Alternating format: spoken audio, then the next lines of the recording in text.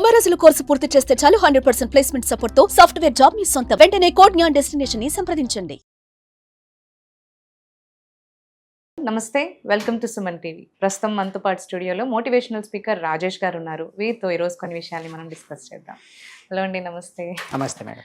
Relationships గురించి ఈరోజు కొంచెం మాట్లాడదాం. రిలేషన్షిప్స్లో ఉంటారు and marriage, suppose wife and husband ఉన్నారు అనుకోండి. అయితే ఇప్పుడు అందరూ ఇద్దరు వర్క్ చేస్తున్నారు కాబట్టి అందరూ జాబ్స్కి వెళ్తుంటారు, మాట్లాడుతుంటారు, అందరితో కలుస్తూ మాట్లాడుతూ బాగానే ఉంటారు. అయితే suppose in a case husband wife కాకుండా ఇంకొక friend or else any colleague ఎవరన్నా వేరే ఇతర స్త్రీతో మానసికంగా ఒకవేళ అంటే ఎమోషనలీ ఆర్ మెంటలీ ఒకవేళ తన కనెక్టెడ్ ఉన్నారు, లేదంటే షేర్ చేసుకుంటున్నారు ఏమన్నా తన ఎమోషన్స్ కానీ లేదంటే తన వ్యూస్ కానీ థాట్స్ కానీ మాట్లాడుకుంటున్నారు అనుకోండి, ఇది చీటింగ్ కింద వస్తుందా మనకి అని? అంటే మాట్లాడుకోవడం చీటింగ్ ఏం కాదు, అంతకు మించి పరిధులు మించి వెళ్తేనే చీటింగ్. ఈ రోజుల్లో చాలా అంటే అనుమానాలు ఎక్కువైపోయినాయి. అమ్మాయి అబ్బాయి మాట్లాడినంటే ఇక కనెక్ట్ చేసేస్తారు. మేజర్గా అంటే అనుమానం పుట్టిన తర్వాత ఆడపిల్ల పుట్టిందని ఒక మాట అంటారు. భార్యకి ఎక్కువ అనుమానాలు వస్తూ ఉంటాయి. రీసెంట్గా మన వెంకటేష్ మూవీ సంక్రాంతికి వస్తున్నాం మనం చాలా చూసినాం. అలా జరుగుతూ ఉంటుంది. ఎప్పుడైతే ఇంట్లో మానసిక ప్రశాంతత లేదో బయట ఫ్రెండ్స్ బాయ్స్ కావచ్చు లేడీస్ కావచ్చు ఆటోమేటిక్గా కనెక్ట్ అవుతూ ఉంటారు, మాట్లాడుతూ ఉంటారు. కానీ దానికంటే ఒక లిమిట్స్ ఉంటే మనం బాధపడాల్సిన అవసరం లేదు. అంటే ఎమోషనల్గా షేర్ చేసుకోవడం ఓకే ఫైన్ అంటారా? ఎమోషనల్గా ఫ్రెండ్లీగా చాలా మంది బాధలు షేర్ చేసుకోవడం అట్లా ఓకే, బట్ అంతకు మించి వెళ్తేనే మనకి పరిస్థితులు దారుణంగా ఉంటాయి. ఓకే, సో అంటే ఇప్పుడు ఎమోషనల్గా కొంచెం కనెక్ట్ అయ్యి కొంతమంది ఏంటి అంటే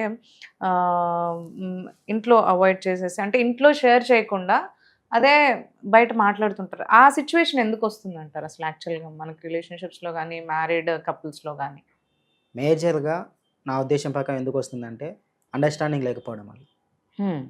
బయట వాళ్ళతో అన్ని మాట్లాడుతున్నది, ఇంట్లో మాట్లాడట్లేదు అంటే మాట్లాడే స్వేచ్ఛ ఇంట్లో లేదని అర్థం. అంతే కదా. ఫర్ ఎగ్జాంపుల్ ఒక వ్యక్తి భార్య కావచ్చు భర్త కావచ్చు, ఇంట్లో అంటే నాకు అధికారం ఉంది అధికార ధోరణితో చూస్తే అసలు మాట్లాడలేదు. నేను చెప్తే నువ్వు వినాలి, నువ్వు చెప్తే నేను వినాలి అంటే ఒక ఆర్డర్స్ లాగా ఉంటే కష్టం అంటారు. కొందరు ఉంటారు బాధపడతారు. ఆఫీస్లో చదివిన ప్రతి ఒక్క విషయం భార్యతో షేర్ చేస్తారు, భార్య ఇట్లా తను ఆఫీస్లో చదివిన ప్రతి ఒక్క విషయం భర్తతో షేర్ చేసుకుంటుంది. అలా మాట్లాడుకున్న క్రమంలో వీళ్ళు మంచి మమకారంతో మంచి ఆరోగ్యంగా ఆనందంగా ఉంటారు. ఎప్పుడైతే వీళ్ళ లోపల మాటలు తగ్గిపోయినాయో మాట్లాడడం లేని దగ్గర పోట్లాడడం స్టార్ట్ అవుతుంది. ఇది 100%. చాలామంది రిలేషన్లో ప్రాబ్లం ఎందుకు వస్తుంది అంటే వాళ్ళు మాట్లాడుకోవట్లే. అంటే హాయ్, బాయ్ అంటే బాయ్, ఆఫీస్కి వెళ్తున్నా బాయ్, వచ్చినా బాయ్, తిన్నా అంతే. మాట్లాడుకోవట్లే. ఎక్కడ మాట్లాడుకుంటాం ఈ రోజుల్లో? వీళ్ళకి మాట్లాడుకోవడానికి టైం ఇవ్వట్లేదు కాబట్టి అంటే అందరూ సోషల్ మీడియాలో అక్కడ బిజీ అయిపోతున్నారు. ఓపెన్గా మాట్లాడుకుంటే అప్పుడు తెలుస్తుంది. ఒక వ్యక్తితో ఒక గంటలు మాట్లాడుతుంటే అన్నీ చెప్పేస్తారు. ఈ రోజుల్లో పెద్ద సీక్రెట్ అని ఎవరు ఉండట్లే. నార్మల్గా ఓపెన్గా మాట్లాడినప్పుడు అన్ని విషయాలు తెలియజేస్తారు. ఎప్పుడైతే ఇంట్లో మాట్లాడడానికి స్వేచ్ఛ లేకుండా, మాట్లాడడానికి టైం ఇవ్వకుండా, భార్య భర్తకి టైం ఇవ్వాలి, భర్త భార్యకి టైం ఇవ్వాలి మాట్లాడుకోవడానికి. వీళ్ళు టైం ఇవ్వకపోతే వీళ్ళకి వేరే వాళ్ళు టైం ఇస్తారు. ఇక్కడనే వాళ్ళకి చాలా ర్యాషెస్ వస్తుంటాయి. ప్రతి ఒక్క ఈ రోజుల్లో అన్నీ ఎక్కువ ఇట్లా ఎందుకు అయిపోతున్నాయి అంటే నాకు ఇంట్లో స్వేచ్ఛ లేదు, నా భార్య సరిగ్గా మాట్లాడదు, నా భర్త సరిగ్గా మాట్లాడడు, మాట్లాడితే పోయే బాధల్ని పోట్లాడే వరకు తెచ్చుకుంటున్నారు. ఈ రోజుల్లో అందరూ చేస్తున్న బ్లండర్ మిస్టేక్ ఇదే. అంటే గోటుతో పోయేదాన్ని గొడ్డెలా చేస్తున్నది అంటే ఇదే. ఈ రోజుల్లో మొత్తం డైవర్స్ కేసెస్ ఎక్కువైపోతున్నాయి, ప్రాబ్లమ్స్ ఎక్కువైపోతున్నాయి. ప్రాబ్లం అనేది ఎక్కడ వస్తుంది? మాట్లాడుకున్నప్పుడు అండర్స్టాండింగ్. ఒక మంచి కొటేషన్ ఉంటుంది మేడం, పక్షులు వాటి కాళ్ళ మూలంగానే వలలో చిక్కుకుంటాయి. ఏ పక్షులు పట్టేదని చూడండి, అవి గింజలు వేస్తాడు, వల వేసి ఉంటాడు, అవి తినడానికి వస్తే కాళ్ళు అందులో చిక్కుకుంటాయి. అలాగే మనుషులు మాటల మూలంగానే వలలో అంటే కష్టాల్లో చిక్కుకుంటారు. మంచి మాటలు మాట్లాడితే మంచి లైఫ్ ఉంటుంది, చెడు మాటలు మాట్లాడితే అవే రిఫ్లెక్ట్ అవుతూ ఉంటాయి. అసలు మాట్లాడకపోతే మొత్తం ఇంట్లో ఎవ్వరు మాట్లాడట్లేదు, వాళ్ళు బయట వెతుక్కుంటారు. ఇంట్లో పిల్లలు కావచ్చు, పేరెంట్స్ కావచ్చు, ఎవరైనా సరే ఇంట్లో భార్య భర్త పిల్లలు అందరూ కరెక్ట్ మాట్లాడుకుంటే వాళ్ళ ఫ్యామిలీ ఒక మంచి ప్రొటెక్షన్తో ఉంటుంది. జరిగిన అన్ని ఇంట్లో షేర్ చేసుకుంటూ ఉంటారు. అలా కాదు ఇలా అమ్మ చెప్తుంది, నాన్న చెప్తారు, ఒకరికొకరు గౌరవించుకుంటూ ఉంటారు. ఆ ఫ్యామిలీ చాలా ఎక్సలెంట్ ఉంటుంది. బయటకి ఎక్కడైనా ఎక్స్కర్షన్ వెళ్ళినా ఎక్కడ వెళ్ళినా వాళ్ళు ఒక మంచి అండర్స్టాండింగ్తో ఉంటారు, ప్రతిదీ షేర్ చేసుకుంటారు. ఎప్పుడైతే మాట్లాడుకుంటూ ఉంటారో హ్యాపీనెస్ ఉండదు, సాడ్నెస్ ఉంటుంది, అసలు వీళ్ళు వస్తే వాళ్ళు ఏదో అట్లా ఏదో ప్రాక్టికల్ గా ఉన్నట్టు కనిపిస్తారు. ఫిజికల్ గా ఇంట్లో ఉంటుంది కానీ మెంటల్ గా బయట ఉంటుంది. ఆ, సో మనం దగ్గరగా ఉన్నామా అనేది చాలా ఇంపార్టెంట్. దగ్గరగా ఉన్నామా ఉమ్, ఉమ్, అంటే కొందరు అమెరికాలో ఇక్కడ ఉన్నా కానీ డైలీ మాట్లాడుకుంటూ ఉంటారు, సోషల్ మీడియాలో హ్యాపీగా ఉంటూ ఉంటారు, ప్రతిదీ షేర్ చేసుకుంటూ ఉంటారు, ఫ్రెండ్స్ కావచ్చు నార్మల్గా. కొంతమంది బాధపడతలేరు, లాంగ్ ఉన్నా సరే దగ్గరగా ఉంటారు, చాలా హ్యాపీగా ఉంటారు. అవును. దూరంగా ఉన్నామా దగ్గరగా ఉన్నామా, దగ్గరగా ఉంటే దూరంగా ఉన్నామా, దూరంగా ఉంటే దగ్గరగా ఉన్నామా, ఇది very very important. Important. Maximum ఈ రోజుల్లో మాట్లాడుకుంటే పోట్లాటలు ఉండవు. మాట్లాడుకోదు, ఫస్ట్ అగ్రీ చేసి యాక్సెప్టెన్స్ ఉంటే నాదేమైనా మిస్టేక్ ఉందా చెప్పు, నీదేమైనా మిస్టేక్ ఉంటే నేను చెప్తా. ఇద్దరు మాట్లాడుకుంటే థర్డ్ పార్టీ అవసరం లేదు బాధపడతలేదు రోజుల్లో. ఎగ్జాక్ట్లీ. బాధపడతలో థర్డ్ పార్టీ వచ్చిందంటే తెగిపోద్ది అనమాట. That is the third. Life spoil అయిపోతుంది. సో ఎమోషనల్గా ఒక భర్త కానీ వేరే వాళ్ళకి దగ్గర అవుతున్నాడు, భార్య కానీ వేరే వాళ్ళకి దగ్గర అవుతున్నాడు అంటే వీళ్ళు ఎమోషనల్గా కరెక్ట్ ఇంటెలిజెన్స్గా లేరు అని అర్థం. వీళ్ళిద్దరి మధ్యలో ఎమోషనల్ బాండింగ్ లేదు అని అర్థం. సో అంటిల్ అండ్ అన్లెస్ వాళ్ళు ఒకవేళ ఎమోషనల్ గా షేర్ చేసుకున్నా కానీ అది లిమిట్ లో ఉంటే చీటింగ్ కాదు అని Yes. అంటారు, అంతే కదా. ఇప్పుడు ఫ్రీడమ్ అని లేదంటే స్పేస్ ఇవ్వట్లేదు అని ఒక రీజన్ పెడుతున్నారు. అంటే మాట్లాడినా ఏమైనా చేసినా క్లమ్జీగా ఉంటుంది, లేదా పొజిటివ్ అనో లేదంటే రిస్ట్రిక్షన్స్ పెడుతున్నారనో.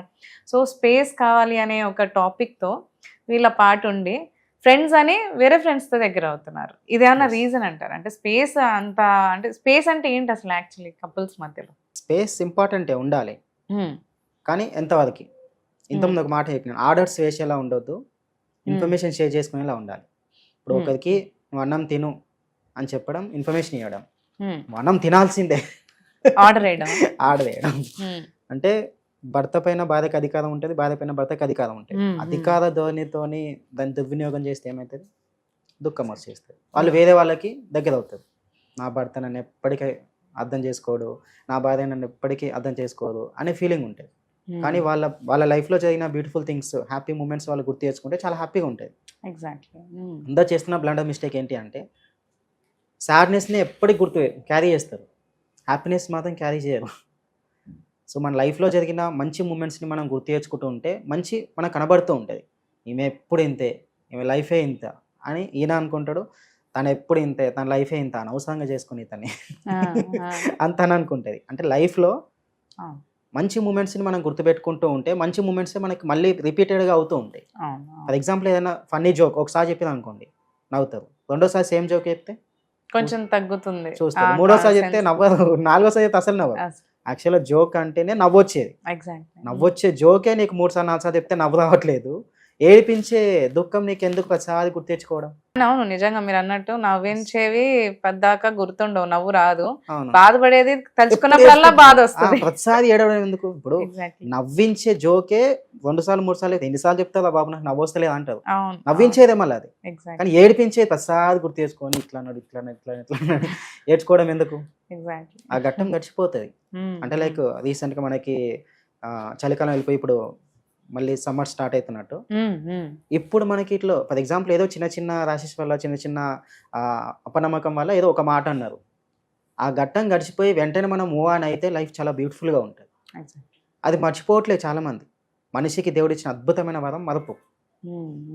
అనవసరమైన మర్చిపోవాలి, అవసరమైన గుర్తుపెట్టుకోవాలి.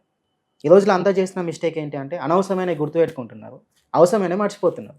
మనిషికి ఆనందం అవసరం, హ్యాపీనెస్ అవసరం, రిలేషన్షిప్ అవసరం, ఒకరిపైన ఒకరికి నమ్మకం అవసరం. ఇవి గుర్తుపెట్టుకోవాలి. వీటి ప్లేస్లో వీటికి ఆపోజిట్ గుర్తుపెట్టుకుంటున్నారు. ఆవేశం, దుఃఖాలు గుర్తుపెట్టుకుంటారు, తిట్టిన మాటలు గుర్తుపెట్టుకుంటున్నారు, సాడ్నెస్ గుర్తుపెట్టుకుంటున్నారు. నన్ను ఇట్లా ఒకవేళ సారీ చెప్పినా సారీ అయిపోతుందా? ఎట్లా అయిపోతుంది? చనిపోతే అయిపోతుందా? లైఫ్ చాలా చిన్నది మేడం. పుట్టినం పెరిగినం జరుగుతుంది. ఈ లైఫ్ అనేది ముందుకు వెళ్ళిపోతూనే ఉంటుంది. ఎవరు ఎప్పుడు ఎలా చనిపోతో తెలియదు. ఉన్న రోజులు హ్యాపీగా ఉన్న రోజులే మన రోజులు. మనం నవ్వని రోజు, కొత్త విషయం నేర్చుకునే రోజు జీవితంలో వృధా చేసినట్టే అని చెప్తాడు ఒక గ్రేట్ సైంటిస్ట్. అంటే ఒక రోజు నవ్వలేదు అంటే ఆ రోజుని మనం వృధా చేసినట్టే. ఏడుస్తూ ఎన్ని రోజులు ఉంటాం? ఏడుస్తూ ఓ నెల 2 నెలలు ఏడుస్తే అయిపోతుందా? ఏడుస్తూ ఉంటాం, నా కష్టాలు పోవు. దానికి కరెక్ట్ రీజన్ వెతికి ఇలా జరిగింది, దానికి నెక్స్ట్ మూవ్ ఆన్. నాకు చాలామంది అడుగుతూ ఉంటారు, మా భర్త ఇలా అన్నాడు, ఇట్లా చేసిండు, అట్లా చేసిండు, అది ఇది అని. అది గడిచిపోయింది. ఒకసారి ఒకటి వచ్చిందంటే అది వెళ్ళిపోయింది. ఇంకా దాన్నే గుర్తు తెచ్చుకుంది. దానికంటే ముందు మంచి విషయాలు ఇట్లా చేసి ఉంటాడు కదా, దానికంటే ముందు మంచి విషయాలు ఎన్నో జరిగి ఉంటాయి కదా. మంచి విషయాలు లేని అసలు మ్యారేజ్ చేసుకోరు కదా, అవును ఒకరికొకరు నచ్చే పెళ్లి చేసుకుంటారు. చేసుకుంటారు. మళ్ళీ తర్వాత చిన్న చిన్న ర్యాషెస్ వస్తున్నాయంటే అవి మార్చుకోవాలి. చాలా మెథడ్స్ ఉంటాయి మార్చుకోవడానికి. మార్చుకోవాలి అని మనస్సు కనిపిస్తే నెక్స్ట్ మంచిగా మూవ్ ఆన్ అవ్వాలి అనుకుంటే అట్లా అవుతుంది. అవుతారు. భూమి లోపల ఎలాంటి సీడ్ పెడితే అలాంటి చెట్టే వస్తుంది. Exactly. అందరు చేసిన మిస్టేక్ ఏంటి అంటే పెట్టేదేమో మామిడి చెట్టు, ఆశించేదేమో జామకాయలు. ఓకే. నాకు జామకాయలు కావాలి ఎప్పుడు కావాలి అంటే కష్టము, కష్టం. చాలా కష్టం. అంటే మామిడి చెట్టు గింజలు పెట్టేసి నాకు జామకాయలు కావాలంటే ఎంత మిస్టేక్ అది. Yes. అంటే నువ్వు మాటలు అనేసి తిట్టేసి నువ్వు మంచిగా ఉండాలంటే ఎలా ఉంటావు? మనం మంచిగా ఉన్నప్పుడు ఇలా తొలలు మంచిగా ఉండేది. అవును, అవును. So goodness start from your heart. మన హార్ట్ నుంచి మంచితనం అనేది ప్రజ్వలిస్తేనే అవతల ఇట్లా హ్యాపీగా ఉంటారు. ఉంటారు. కొందరు గమనించండి మీరు, ఆ లోపల ఎన్ని బాధలు ఉన్నా ఎలా ఉన్నా సరే హ్యాపీగా బయట ఉంటారు, నవ్వుతూ ఉంటారు. అవును, వాళ్ళ శత్రువు వచ్చినా సరే హాయ్ చెప్తారు. అవును, అవును, చెప్పాలి కూడా. అవును. ఎందుకు అంటే శత్రువే కావచ్చు, మనల్ని విమర్శించే వాళ్ళే కావచ్చు, కనిపెడితే హాయ్ చెప్పడం అది మినిమం సంస్కారం. అది అట్లా చెప్పలేదు అనుకోండి, పొరపాటున మనం ఏమైనా అయ్యి ఏమైనా యాక్సిడెంట్ అయినా, ఏమైనా దెబ్బ తగిలినా, ఏమైనా హాస్పిటల్ పడ్డా అడేమనుకుంటాడు శత్రువు, బాగా అయింది వీడికి కనబడ్డా కానీ నాకు సెల్యూట్ కొట్టి. ఒకవేళ శత్రువు అయినా సరే నువ్వు సెల్యూట్ కొట్టి హాయ్ అని చెప్పినావు అనుకో, ఇట్లా బాధపడతాడు. అవును, అదే నేను ఎప్పుడు విమర్శించినా సరే కనబడ్డ ప్రతిసారి హాయ్ చెప్తుండే, మంచిగా ఉండాలి అని అనుకుంటాడు. శత్రువు ఇట్లా అనుకుంటాడు. అనుకుంటారు. అవును. సో లైఫ్లో మనం ఎలా ఉన్నా శత్రువులు మిత్రులు అంటే వాళ్ళు ఉంటారు, ఉండాలి. నిజానికి శత్రువులు అంటే కూడా ఉండాలి. ఫ్రెండ్ కంటే శత్రువే మన లోపల ఉన్న చెడు చేస్తారు. Inspiration Correct. అది వెరీ ఇంపార్టెంట్ అనమాట. మీరు ఏ మూవీ అయినా చూడండి, Exactly. విలనే మంచి చేస్తాడు మోర్ దెన్ వీళ్ళకంటే. ఆయన గెలవాలనే ఉద్దేశంతో వాళ్ళకి ఏదో విడదీయాలనుకుంటాడు. ఆ Yeah. ఇన్సిడెంట్స్ తోనే వాళ్ళు దగ్గర అవుతారు. ఫ్యామిలీలు కావచ్చు, లైక్ హీరో హీరోయిన్ కావచ్చు, ఏదైనా సరే అవును, అవును. తన ఇంటెన్షన్తోనే వెళ్తాడు. ఆ ప్రాబ్లం పోయిన తర్వాత పాజిటివ్ అవుతాడు. అంటే మన లైఫ్లో కూడా విలన్ ఎవరు అంటే మన నెగిటివ్ థాట్సే. వాటిని మనం దూరం చేసినప్పుడు ఆటోమేటిక్గా పాజిటివిటీ వస్తుంది. ఓకే అండి. Yes, madam. Thank you. Thank you. Suman టీవీలో మీ పర్సనల్ అండ్ బిజినెస్ ప్రమోషన్స్ కోసం కింది నెంబర్కి కాంటాక్ట్ చేయండి.